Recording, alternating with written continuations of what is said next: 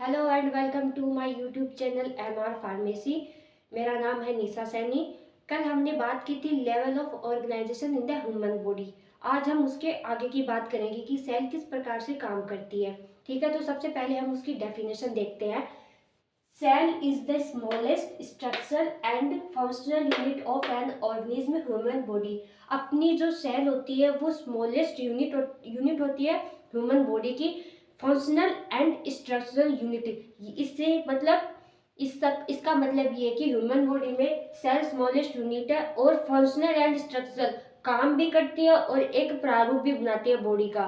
जैसे कल हमने लेवल देखे थे ऑर्गेनाइजेशन के, जैसे टिश्यू, सेल से मिलकर टिश्यू बना, टिश्यू से फिर ऑर्गन बना, फिर ऑर्गन से सिस्टम बना, फिर सिस्टम से ऑर्गेनिज्म बना। अब हम उसके आगे की बात करते हैं।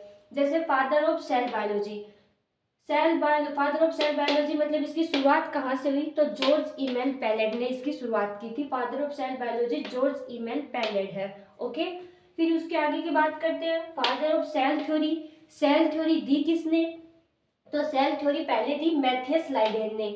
मैथियस लाइडेन ने कहा कि said all plants are made up of cells. जितने भी प्लांट है वो सभी सेल से मिलकर बने हुए हैं।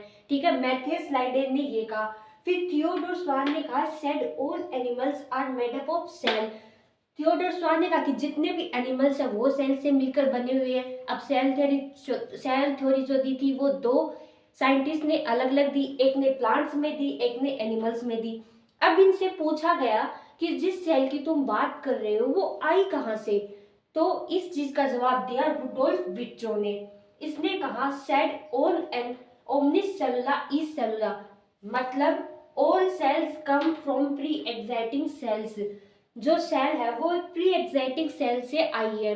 और वो सेल कहाँ से आई? वो सेल अपने आप बनी जब पृथ्वी पर इवोल्यूशन होना स्टार्ट हुआ था, जीवन की उत्पत्ति होनी स्टार्ट हुई थी। जब जो बैक्टीरिया, जो वायरस वगैरह बने थे, वहीं से सेल की शुरुआत हो गई थी। तो सेल का इवोल्यूशन फिर यहाँ तक हुआ। ओके, तो thanks for watching this video and please like and subscribe जरूर कीजिए। Okay, bye.